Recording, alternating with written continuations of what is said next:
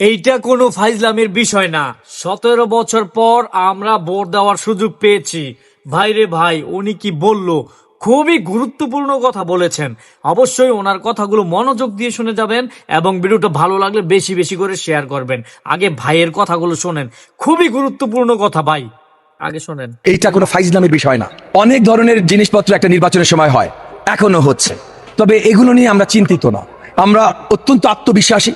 Again, জাতীয়তাবাদী শক্তি 15 বছর 16 বছর স্বৈরাচারী সরকারের বিরুদ্ধে লড়াই করে টিকে ছিল, বেঁচে ছিল, আমরা সকলে বেঁচেছিলাম।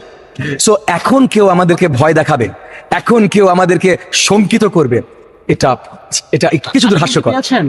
অনেক কিছু হয় ভাই, সেগুলো নিয়ে আর আলোচনার দরকার নেই। এগুলো অনেক কিছু হয়।